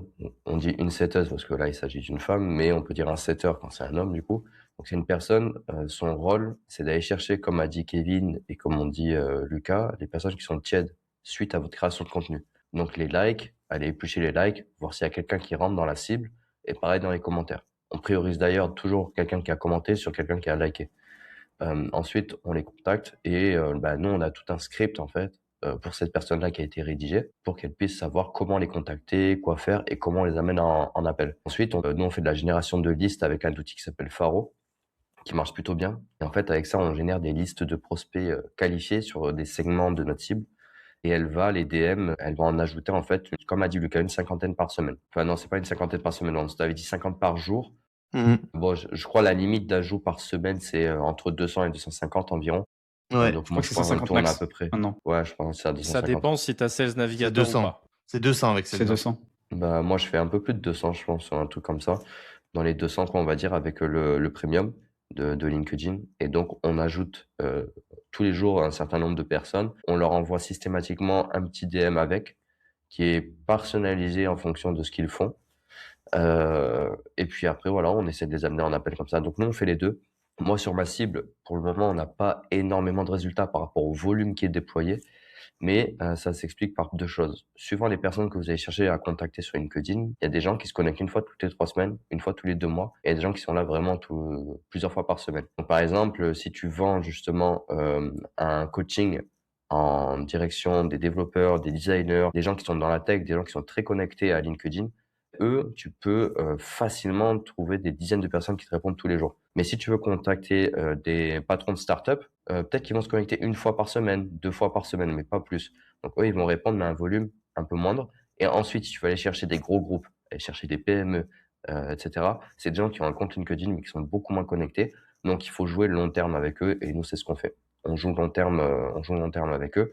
On a des résultats, on a des gens qui viennent en appel et tout, c'est intéressant. Il y a des clients qui signent, mais c'est pas le même volume en fait. Voilà. Faut savoir ce sur quoi vous engagez quand vous commencez à faire ça. Ça Exactement. m'a fait penser à un truc, ce que tu disais. Ça m'a fait penser, quand vous construisez une offre, en fait, il y a moyen, en fait, de faire beaucoup plus de cash sur une offre où le marché, il est facilement adressable. C'est ce que tu disais, en fait. Tu disais, les développeurs, par exemple, ils sont facilement adressables, en fait, sur LinkedIn. On peut C'est facilement ça. les contacter, facile à trouver, facilement, enfin, ils sont connectés, donc c'est facile à contacter. En fait, c'est les meilleures cibles, en fait, qui sont facilement adressables. Puisque, bah, après, il faut que, dans l'idéal, il faut que votre cible, elle ait un minimum d'argent. Je le dis, mais voilà. Ouais, ça, c'est intéressant, ça aussi. C'est une bonne niche. Ouais, bah, de toute façon, il y a un conseil qu'on m'a donné il y a un petit moment déjà, mais c'était en gros, tu veux devenir riche? Ok, bah vends à des riches. Voilà. Et vends à des riches qui sont facilement adressables. Et par exemple, toi, Lucien, pour ta cible, est-ce que tu as testé par exemple le cold call ou pas? Je sais je sais qu'il y a C'est des. en cours. J'ai C'est d'autres en cours. potes qui. Ouais, voilà. Pour C'est en ce cours, je type dois de commencer. cible. Je dois commencer, mais en fait, dernièrement, j'ai eu un afflux de clients et du coup des propositions commerciales à gérer, à faire, des contrats à suivre et tout, des études de faisabilité sur les projets, des trucs qui sont assez gros. Tu peux pas t'engager dessus comme ça, tu vois, tu t'engages pas sur un projet à 5 000, 10 000 balles comme tu t'engages surtout en dev sur des projets à 60 000 euros, 50 000 euros. Ça demande plus d'études des deux côtés, des deux parties pour arriver à la signature. Les processus sont plus longs. Et voilà, donc là, dernièrement, on a des gros contrats en cours dans le pipeline, là, on est en cours de finalisation, de signature. Et du coup, ça a pris pas mal de temps et j'avais aussi beaucoup de trucs à faire parce qu'on est en train de lancer, nous, les ads. Donc voilà, donc là, bientôt, on va lancer nos ads, donc il y a plein de trucs à faire, franchement. Donc, il faut faire des to-do list, s'organiser, avancer étape par étape. Moi, c'est ce que je fais maintenant, beaucoup plus structuré qu'il y a encore 3 mois quand j'étais un peu plus au début de l'agence. Là, depuis 3 mois, je me suis bien structuré, beaucoup plus organisé et je vois des résultats qui sont assez fous. À tel point que là, nous, on a une croissance qui est assez énorme. On a commencé donc en septembre, tout début septembre. Et là, aujourd'hui, on a 3 développeurs avec nous, une personne sur la création de contenu, une personne sur le setting, une personne sur le SEO. Donc ça fait du monde. Sans compter, du Ça coup, commence à mon faire une associé et usine. moi, Fahri et moi, ouais. Ça commence à faire du monde. Et là aussi, du coup, vu qu'on est de plus en plus nombreux et qu'on a de plus en plus de clients, on est dans une phase aussi où il faut processiser pour arrêter de perdre du temps sur la mise en place d'un dev sur un projet, sur la livraison du projet, sur l'onboarding du client. Donc, c'est ce qui fait qu'aujourd'hui, moi, j'ai pas pu me sortir assez de temps pour démarrer le call call. Et surtout que, vu qu'on est déjà un peu sous l'eau, ça sert à quoi que j'aille chercher encore plus de leads si après je peux pas c'est les ça. gérer et que ça fait que je travaille 12 heures par jour. J'en fais déjà 10, j'ai envie d'en faire 12. Et Surtout ça si serait tu même startes pire les ads. justement de signer trop de clients. Et en Ouais, fait, c'est pour ça. si tu essaies de les signer alors que tu peux pas délivrer derrière, tu te casses la figure. Pour les ads, l'avantage, c'est qu'on a préparé une offre qui est très spécifique. En fait, on crée un site web complet avec toute une stratégie d'optimisation de SEO qu'on a fait pour nous-mêmes et qu'on a déjà vendu à des clients. On n'a pas encore communiqué dessus, mais ça va venir. Dès que ce sera livré. Et en fait, donc cette offre-là, les résultats sont impressionnants, franchement. Et donc là, on sait qu'on vend un truc qu'on maîtrise, tout le processus de livraison. Donc là, le but, c'est de lancer des ads sur une offre qu'on maîtrise. Je lancerai pas des ads aujourd'hui sur de la prestation sur mesure, sur du SaaS, sur du custom, ce qu'on fait avec pas mal de clients d'ailleurs. Mais si je devais faire ça aujourd'hui, on se tue. On se tue littéralement parce que s'il y a un mec qui rentre qui veut un gros SaaS et que c'est un budget à 60 000 et qu'il y en a un autre 2 semaines après, c'est un autre à 50 000, et ça devient ingérable.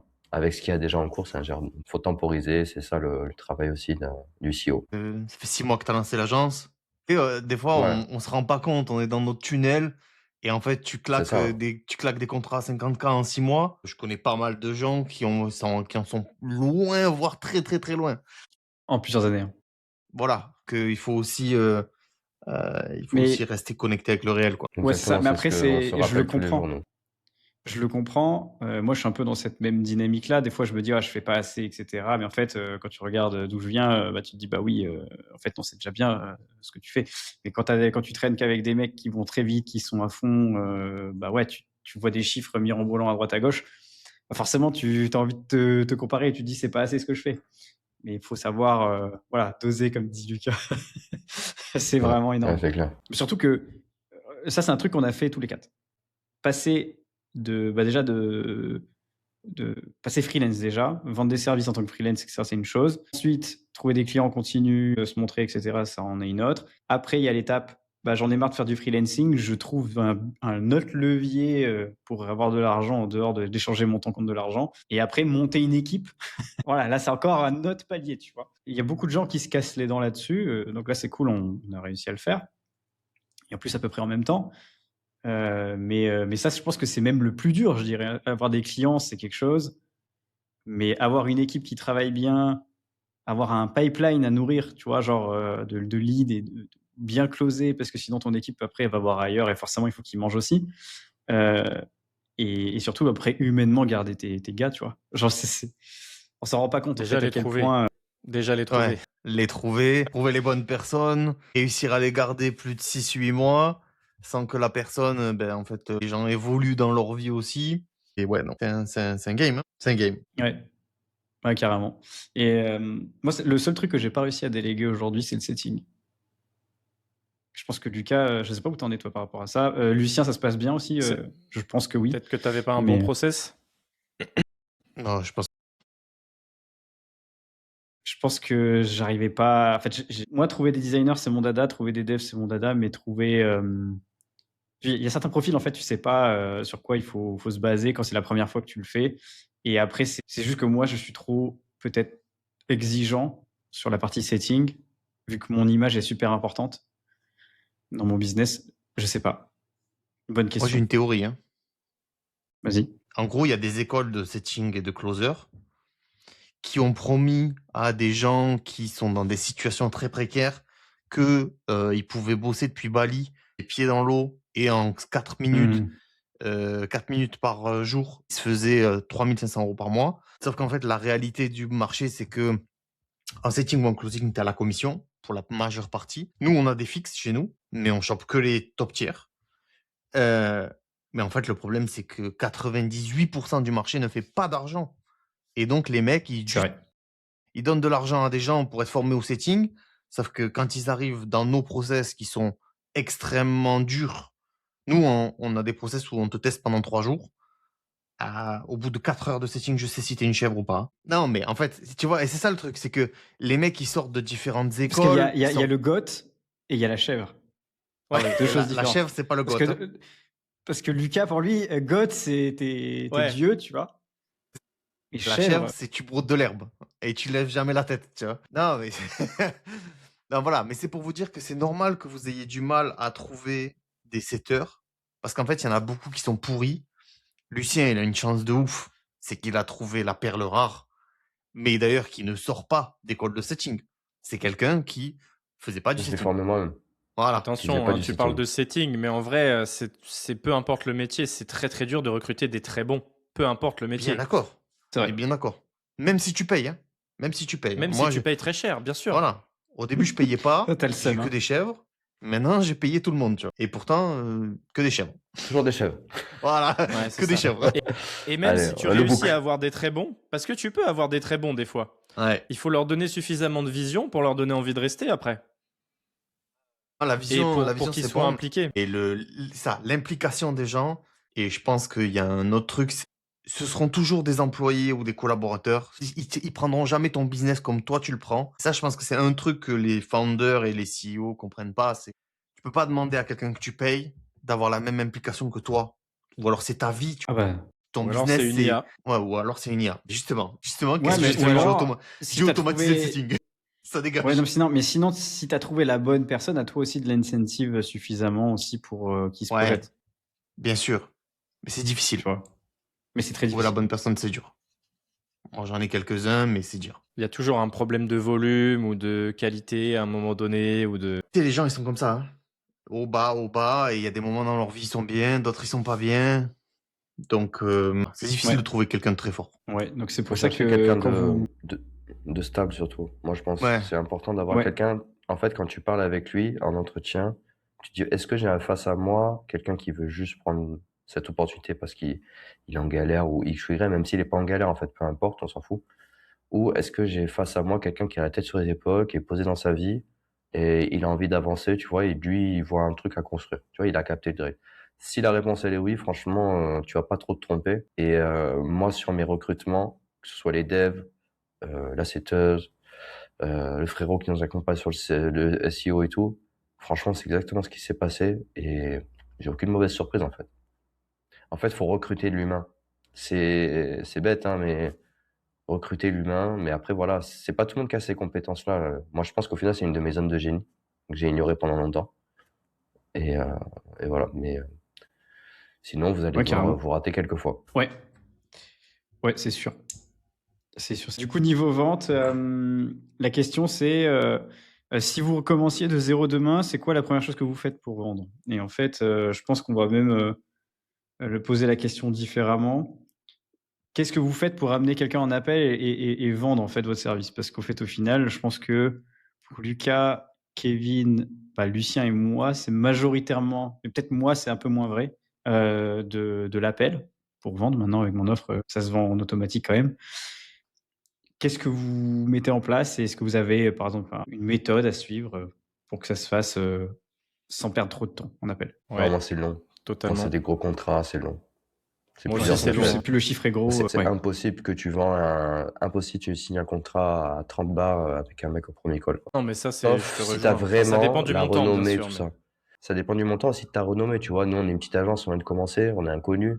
On bombarde les réseaux sociaux, mais on n'est pas encore, tu vois. Peut-être dans 1 an, 2 ans, je te dirais, ouais, maintenant 50 000, je les vends en premier appel. Les gens, ils viennent à moi, ils savent de ce qu'ils ont besoin. Je leur dis ça coûte tant, ils signent en bas de la feuille, tu vois. Peut-être, mais pas maintenant. Ça prend du temps. Ça dépend des gens. Moi, effectivement, pour du coaching, maintenant, du coaching ou des offres assez à étiquette, déjà, moi, la grosse erreur que je vois que font la majorité, c'est qu'ils ont tendance à accepter un appel dès le début. Ils acceptent un appel, ils donnent du gratuit ou ils proposent un appel de diagnostic gratuit ou un audit gratuit ou ce que tu veux de gratuit. Sauf qu'en fait, les trucs gratuits, ça va attirer les mauvais clients parce qu'en fait, quand tu me proposes un truc gratuit, tu as des gens qui vont venir là pour gratter. C'est con, mais c'est vrai. Ça en a beaucoup des gratteurs. Ouais. Oh, Ils putain, vont venir les heures gratter de d'appel l'info. que j'ai passé. Oh, putain. Ouais, moi aussi, Au j'en ai début, tu fais cramé. cette erreur en plus d'accepter tout le monde. Ouais. Et en plus, tu penses que tu as un problème de closing. Alors qu'en fait, tu n'as pas de problème de closing. Tu as un problème de lead qualifié. Tu reçois trop de leads en Exactement. appel, mais ils ne sont pas assez qualifiés. Et tu filtres pas Du coup, aussi. Voilà, exactement. Moi, ce que je fais personnellement maintenant, puisque je vends des trucs assez chers, comme ça c'est dit, Kevin mais ouais, mais au aime moins, l'argent. Il aime l'argent, la moula. Voilà. Non, mais c'est vrai. Non, mais il faut le dire. De toute façon, faut que les gens le sachent. Quand ils vont m'avoir en appel, c'est pas pour payer 1000 balles, tu vois. Voilà. Nous non plus, hein. Bah ouais, Venez pas en appel je avec nous sais. pour 1000 balles, on prend pas. Non, mais c'est ça. Non, mais c'est ça. Mais en Moi, même temps, tu je vends des prends trucs quali. Tu vas pas pour les le vendre branding, pas c'est cher, normal. tu vois. Bah ouais. Ouais. Mais moi, Et c'est ben 15 bref. minutes l'appel, quoi. Ouais. Parce que tu vois, Ah il y oui, a ça oui, aussi. voilà. C'est que C'est ça. ça dépend de l'offre que tu vends, le temps que tu passes Bien en sûr. appel. Si tu vois, je devais passer 1 à 2 ou voire faire 3 rendez-vous de 2 heures, pour 1000 balles, c'est clairement pas rentable, tu vois. C'est ça. Pour Il y a ça 1000 balles, aussi. c'est une demi-heure maximum en appel et puis voilà, terminé, quoi. Et à la fin de Moi, l'appel, tu c'est payes, 15. quoi. C'est Bah 15 ouais. minutes maintenant Le mec, c'est 15. et ouais, le but, 1000 c'est qu'il balles paye même les avant. 15 minutes. Ouais, c'est ça. Normalement, l'idéal, c'est même qu'il ait payé avant de prendre rendez-vous parce que sinon, c'est pas enfin, tu peux pas, t'es noyé Ok. dans les rendez-vous. Et du coup, ouais, pour Donc, terminer sur mon process, enfin, je pense que ça peut apporter de la valeur, c'est moi, en ouais, fait, vas-y. je vends l'appel déjà. C'est-à-dire que l'appel, il est marketé, tu vois. Enfin, pour m'avoir en appel, c'est pas facile, quoi. Quand quelqu'un me demande un appel, non, attends. Déjà, réponds à quelques questions. Et puis, si tu vois que je peux t'aider, là, peut-être on en discutera, on verra. Et attention, parce que j'ai pas beaucoup de place. Je prends pas beaucoup d'appels. Je déteste les appels. Donc, je prends pas beaucoup d'appels. Déjà, tu vois, ça fait partie de mes mécanismes de vente, moi, personnellement. Et peut-être que je passe à côté de leads, mais peut-être aussi que quand j'ai des leads, en fait, en appel, ils sont beaucoup plus qualifiés, tu vois. Ils sont beaucoup plus qualifiés. C'est Parce ça que qu'il y a je une en vise fait, maintenant. il y a un truc, il y a un biais, hein, marketing dans la vente. C'est que si la personne, elle a déjà même ne serait-ce que lâché la carte pour 1 €, elle a déjà fait l'étape la plus désagréable, c'est de sortir sa CB. C'est con, hein. Donc du coup, des fois, juste le fait de faire un prix d'entrée pour un appel, la personne, elle est déjà dans une intention d'achat, elle respecte ton temps et tu peux, en gros, la upsell pendant l'appel. Attention, je parlais pas de vendre l'appel en mode, je les fais pas payer si tu veux, mais genre pour m'avoir c'était chaud. Je disais vendre l'appel Ok. en mode marketer l'appel, tu vois. Ah Mais oui, après marketer oui, l'appel, ok. il y en a qui font, Parce que il y en a qui vendent les appels, ouais. Parce que je connais des personnes qui font ça aussi. Ouais. Donc ils ont que des Oui, appels ça ultra existe. qualifiés. Mais ça peut être un peu aussi dangereux pour ton business. Parce que du coup, tu as beaucoup moins de rendez-vous. Ça dépend à quel point ton offre est irrésistible aussi. Tu vois, tu peux te permettre de faire ça. Ouais, totalement. Et moi, en fait, j'aime bien. Là, je vais faire une vidéo YouTube, je pense bientôt, sur ce que j'appelle la méthode Rolex. En gros, Rolex, quand tu veux acheter une Rolex. Bonjour monsieur, vous voulez une Daytona? Ah, vous avez déjà acheté 5 Datejust et 3 Submariner avant? Ah non, ah bah ok, on vous prend pas déjà. Déjà, hop, retourne chez toi. Ah, tu veux acheter une Datejust? Ok, vas-y. C'est bon, ok, vas-y, on n'a pas de stock par contre. Faut que tu repasses plus tard. Genre dans un an. Genre, tu vois. Et en Qui fait, fait augmenter le prix de l'occasion aussi. bien Passage. sûr, bien sûr, mais ils le font exprès. Et en fait, les mecs, ils te font mariner, tu vois. Mais c'est ça qui fait que les gens se ruent dessus. J'avais entendu parler d'un mec aux Pays-Bas. Il vendait du coaching aussi. Les mecs, tellement il les faisait mariner, tellement il limitait les places dans son truc. Les gars, quand ils rejoignaient, ils pleuraient. Ils pleuraient de « Oh putain, merci de m'avoir sélectionné !» Tu vois le truc? Là c'est Ouais. la marmite à point. Bon, c'est peut-être un peu too much. Ouais, c'est peut-être un peu abusé. C'est peut-être un peu too much, tu vois. C'est vraiment ayez enfin si vous vendez de la qualité en fait, créez la demande. Si vous vendez de la qualité, il y a pas Ouais, je moi pense les de toute 5 façon, derniers clients que j'ai pris, genre enfin sur les 5 derniers que j'ai pris, 100% ont eu des résultats. Le meilleur, il a fait x100 sur ce que moi je lui ai demandé en termes de tarifs. Et le plus mauvais, il a fait x4. ah ouais. Là où je suis un peu moins agressif sur ça, moi je pense que, comme tu as dit tout à l'heure, les gens ont, enfin comme Lucien a dit, les gens ont des enfants, ont des business, ils ont des choses à gérer. Et j'aurais plus tendance à dire, ok, on est permissif sur le fait de discuter avec nous. Bien sûr, il y a des phases de pré-setting. Tu peux pas booker un appel avec moi comme ça. On va venir te parler. On va venir te parler en amont, te qualifier. On n'hésitera pas à annuler l'appel. En revanche, on fait pas de présentation d'offres. Si tu as besoin de savoir, tu vois, il y a pas mal de gens qui nous disent, ok, mais c'est quel prix? Ok, et du coup, vous faites quoi? Non, mais en fait, je t'explique, mon cousin, ça va pas se passer comme ça. Je vais te dire d'abord quels sont tes problèmes. On va essayer de voir si je suis la bonne personne pour t'accompagner et je te présenterai pas un truc qui ne fit pas avec toi. Parce que 100%. on a des offres classiques. Hip. Ouais. Mais je suis assez d'accord avec ce qu'il était en En train gros, de il va dire. pas dévoiler, il va Mais c'est normal, ça sert à rien, il va pas perdre son temps à faire des pitchs pendant une demi-heure, trois quarts d'heure à des gens qui, en C'est final, ça. ça les concerne pas. Normal, Mais hein? moi aussi, je fais ce qu'il dit, hein, c'est-à-dire il parlait d'un appel de qualif, en fait, un appel de qualification où tu vas essayer de voir vraiment enfin, quels sont les problèmes du prospect et est-ce que tes solutions ou ta solution répondent à ces problèmes. Et en fait, à la fin de l'appel, le but, c'est de savoir si oui ou non, tu es pertinent pour l'aider. Si oui, là, tu réserves, enfin, moi, c'est comme ça que je fais, hein, personnellement, tu réserves un deuxième appel pour présenter ton offre. C'est ça. Ouais, et ben d'ailleurs, ça c'est dans la phase de qualification, il y a une technique qui marcherait assez bien. C'est de montrer à la personne que bah, c'est en gros elle qui correspond ou pas à ton offre. En fait, c'est toi qui vas déterminer s'il peut en fait passer à la suite de l'appel ou pas en fait. Et ça, dans un rapport de force complètement différent quand tu fais ça, c'est que la personne elle se dit ah, ok, il faut que je sois approuvé. Dans un appel de vente, en fait, mine de rien, tu vois, ce genre de détail augmente largement tes pourcentages de closing. 100%. Donc ça, c'est un truc qu'il faut être conscient, c'est qu'il faut déjà avoir un script pour un bon appel de vente. Ouais. Préqualifier ses leads. Il faut prendre du temps pour reparcourir le profil, etc., qui est la personne, contextualiser. Et lui envoyer un rappel aussi pour éviter des non-présences pour les rendez-vous. Pour les no-shows. Ouais. Systématiquement avoir un rappel avant, que ce soit par DM, WhatsApp, email, LinkedIn, peu importe. Et il y avait quoi d'autre? Préchauffage aussi. Moi, je préchauffe Ouais. entre Oui. le moment de l'appel et le moment où on a réservé l'appel. Je donne du travail à la personne.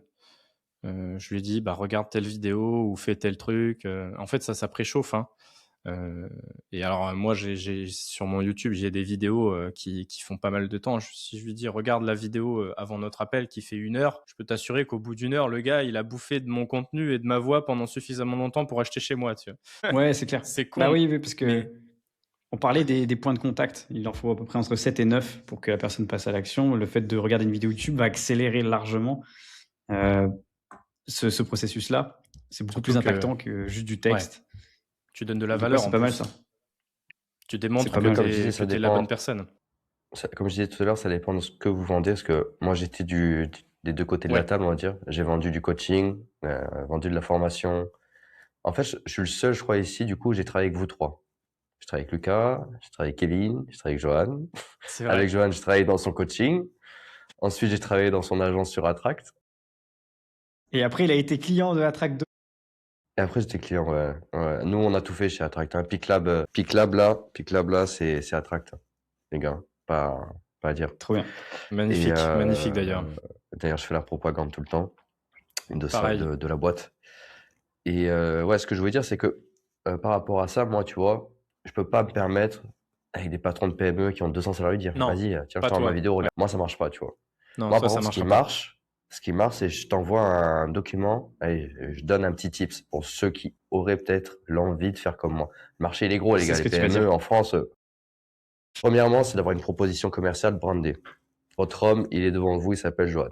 Moi, j'ai fait faire chez lui, j'ai un template, je le réutilise à chaque fois sur Figma, je mets toutes mes infos dedans. Ça fait qu'au niveau du parcours client, les gens, ils voient un site qui est carré de A à Z, un profil LinkedIn carré de A à Z. Ensuite, ils voient une proposition commerciale carré de A à Z, alignée, la même DA, etc., personnalisée. Et ensuite, qu'est-ce que je fais maintenant? Sur les très gros contrats, je fais des benchmarks, des études de marché. J'apporte l'angle marketing que moi, j'affectionne beaucoup. Et quand je fais ça et qu'on me dit que je suis en concurrence avec des gens, en fait, la concurrence, elle disparaît. Parce que les gens, ils envoient des devis.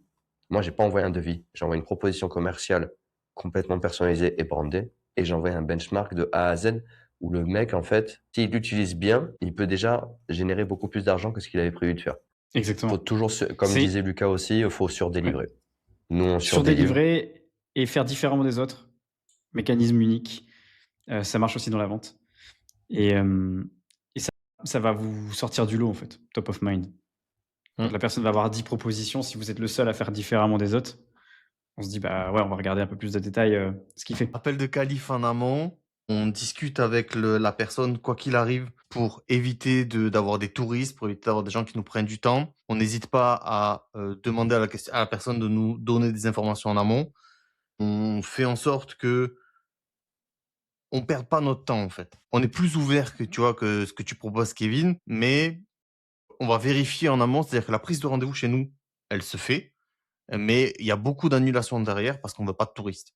Si tu as pas les fonds, si donc on discute, tu as pas les fonds, tu as pas le temps, tu es pas motivé, tu viens pour prendre des infos, bah, vas-y, viens, je t'envoie 2-3 vidéos, je t'envoie une vidéo qui explique mon offre, je t'envoie des trucs et une fois que tu as eu ça, tu me dis ce que tu en penses et on en rediscute. Mais voilà. Ouais, bah, c'est au final ça que je fais aussi, hein, au final. Peut-être de manière un peu plus, parce que toi, tu as une équipe, tu vois. Moi, aujourd'hui, Oui, c'est moi qui fais le closing. J'ai pas envie de me battre avec des leads pas chauds, quoi. c'est clair. Ouais, clairement. Bon, en Et tout c'est cas, pour ça que d'ailleurs on fait moins de cold et plus de warm et que je vois que c'est bien mieux en fait. Quelqu'un qui te connaît, je vous donne une astuce. Si la personne elle arrive en appel de closing et qu'elle se rappelle pas de mon prénom, on met fin à l'appel. Parce que j'ai des mecs qui arrivent, donc c'est Antoine qui prend les appels, et ils me disent ouais j'ai vu un post de comment il s'appelle Arnaud Bertrand. J'ai- Putain. Antoine il me fait ouais, pas il du me tout découpe des qualifié. rushs, il m'envoie le truc, j'ai dit allez c'est bon, go next, go next. Ouais, ça C'est pue. pas grave. Ouais, c'est que la personne n'est pas suffisamment involved, intéressée. Ouais. Bah ouais, bien sûr. Trop bien. Ouais. Ou alors Après, le gars qui c'est te ce que... confond avec un autre gars du réseau, genre, attends, avec qui on m'a confondu une Je fois? suis Oh, je désolé. sais plus. Avec une gueule pareille, Non, tu mais me toi, tu confonds peux avec pas, quelqu'un toi. d'autre, Ta moustache et c'est ton mort. mécanisme unique. C'est mort. Je te le dis. Si tu me confonds Les avec gars, il y quelqu'un a- d'autre avec cette gueule, c'est mort. sur les quatre, C'est je crois que clair. le seul qui est à peu près normal. Il y en a un, il a une barbe, c'est Papa Noël. L'autre, il a plus de cheveux. L'autre, il a une moustache qui remonte. Les gars, putain, moi, j'ai pas de mécanisme différenciant là. Il faut que je trouve quelque chose. C'est vrai. Et ouais. T'es à Maurice. À Maurice, tu fais comme les gens. Tu mets un truc en bois là dans des plaques. Oui, c'est vrai. Je vais me, Je suis pas sûr que ce soit Voilà. un bon mécanisme unique. je vais finir le live comme ça. Punaise. Bon, en tout cas, Faites c'était pas cool. des trucs trop creepy, hein. Il y a des gens qui mettent leur animal de compagnie là. Je trouve ça tellement creepy, moi, perso. Sur LinkedIn, je supporte pas. Si vous voulez ça, ne venez pas chez moi, s'il vous plaît. Je ne ferai pas ça. Je qualifie, je filtre. Mais ouais, c'était super cool, les gars. Là, je vais Ouais, avoir carrément. des appels qui vont commencer, donc je pourrais pas continuer le live. Mais c'était un plaisir d'échanger là-dessus. Si ça vous a intéressé, n'hésitez pas à nous dire si vous voulez un second volet sur les thématiques, parce qu'il y a énormément de choses en fait à aborder. Tu vois, genre avec Kevin, Lucas et Lucien, sur ce sujet-là, on aurait pu faire même 3 heures. Ça serait passé large. Possible. En tout cas, on peut féliciter Lucas d'avoir fait une prouesse technique de faire un live depuis la Lune et de voir qu'il a réussi à se reconnecter 3 fois d'affilée. Ça, c'est on nous voit derrière, la connexion se fait. Et en tout cas, si vous avez un mot de la fin, les gars, je sais pas, en même pas 10 secondes, décrire ce que vous faites, à qui vous vous adressez, pour qui vous résolvez des problèmes, et je mettrai les liens. Et après, on arrête. Let's go. Lucas, par exemple, t'es chaud, parce que t'es sur la Tiens. Lune. Très simple. On s'adresse aux freelance, solopreneurs, fondateurs d'agences. On vous aide à créer une offre, mettre en place un personal brand, mettre en place de la prospection, du contenu, et on vous accompagne dans la vente sur ça. Notre but, c'est qu'en 90 jours, vous ajoutiez à minima, si vous êtes solopreneur, 8 000 € par mois. On vous garantit ça. Et voilà, on a un accompagnement pour ça. Et à côté, on a un SaaS qui se développe pour justement automatiser toute la partie prospection parce que je sais que ça vous emmerde. Et du coup, on a travaillé pour ça. Voilà, vous avez un lien pour prendre rendez-vous avec nous et un lien pour la waitlist pour le SaaS. Trop bien. Et Lucien, du coup, ready? Nous, chez Piclab, on développe des apps, des web apps en général. Et là, on a une offre, comme je disais, où on fait un site de A à Z, mais avec beaucoup de pages, avec toute une stratégie qui vous permet de ranker très rapidement sur Google. Nous, c'est simple. En 1 mois et demi, on est passé de 0 clic par jour sur notre site. En organique, je parle. Il y avait des clics, mais c'était lié au post que moi je faisais, donc moi à la visibilité, d'où l'intérêt de créer du contenu encore une fois sur LinkedIn. Et maintenant, en fait, on est à quasiment 50 clics par jour. On n'est que à 1 mois et demi. Moi, je vise, d'ici la fin de l'année 2026, de taper les 10 000 clics par mois. Donc, C'est si vous énorme. faites le calcul, les gars, et c'est assez énorme. Pour ça, donc nous, on a toute une stratégie qu'on a automatisée, testée. Ça fonctionne. On le met en place déjà chez des clients. C'est pour ça qu'on va lancer les ads là-dessus. Et aussi, j'ai un boss du SEO, un freelance, qui a lui son agence aussi, avec qui on bosse pour aller encore plus vite. Donc, si vous voulez vraiment investir là-dedans, les gars, c'est un asset. C'est un gros asset. Si vous avez un business, vous voulez le revendre, avoir un site qui rank bien, Ça vous génère du trafic, ça vous génère des ventes et en plus de ça, après, ça se revend bien. Trop bien. Bah, merci. Et Kevin, du coup? Yes, ben moi je bosse sur une offre en fait qui est hybride entre à la fois du SaaS et du coaching. Et là il y a la sirène de chez Lucien qui est. Non, pardon. Ouais, non t'inquiète. Et du coup c'est moi l'idée c'est vraiment de focus. Enfin ma core feature c'est vraiment devenir bon en création de contenu, en acquisition. Et ensuite, moi, je vous aide sur tout le process de sales. Là, récemment, j'ai mis en place des process de sales qui cartonnent pour des clients qui ont cartonné assez rapidement, en fait. Moins d'un mois, il y a déjà des résultats, certains des résultats de malades. En même 2 semaines, j'ai quelqu'un qui vient de faire 20K en 2 semaines en partant de zéro. Donc voilà, pour dire. On a des bons résultats. C'est modeste, c'est modeste. Ouais, mais après, je dis pas que tout le monde va faire ça. Hein. Oui, oui, non, c'est sûr, mais c'est déjà énorme. Mais ouais, c'est énorme. Et donc ouais, j'ai un tool en fait qui va rédiger des posts pour vous. Après, bien sûr, moi je vous forme en même temps à utiliser le tool parce qu'en fait c'est assez.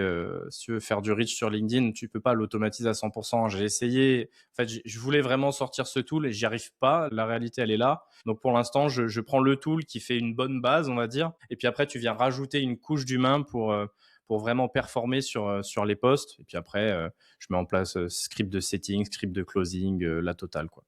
Voilà. Et j'accompagne. Là, ça va être. Là, les derniers clients que j'ai pris, c'était des coachs. J'avoue, ça marche super bien sur les business coaching. Après, je peux prendre des freelances. Enfin, ça dépendra des gens. J'ai d'autres petits produits en back-end. Si vous avez un doute, venez me voir et je vous dirai de toute façon. Je suis assez sélectif, comme je le disais tout à l'heure. C'est toujours le mieux, il vous dira si ça colle pas, comme tout le monde ici. C'est ça. Et voilà, de toute façon, demander, hein, c'est pas s'engager. Et donc merci Kevin aussi. Donc du coup, pour moi, pour ceux qui me connaissaient pas, nous on fait une agence de branding en fait à Attract, où on refait le positionnement sur tous les réseaux. Donc on est une équipe qui gère ça de A à Z. Donc positionnement, copywriting, orienté conversion avec le neuromarketing, les visuels en main. Vous n'avez rien à penser. Vous pouvez nous faire des retours jusqu'à satisfaction, retour illimité. Et les 3 messieurs ci-dessous, on en fait les frais, donc ils peuvent attester de la qualité du travail, même si c'est pas pour me jeter des fleurs. Et voilà, donc du coup, si vous êtes intéressé, n'hésitez pas à nous contacter. C'était un plaisir. On refera un autre live sûrement avec les mêmes personnes, peut-être pas dans le même, tous les 4, mais vous allez nous revoir assez souvent. Salut à tous, Yes. bonne journée. Ciao, ciao. Ciao les gars. Ciao, À tout le monde. bientôt, salut les gars.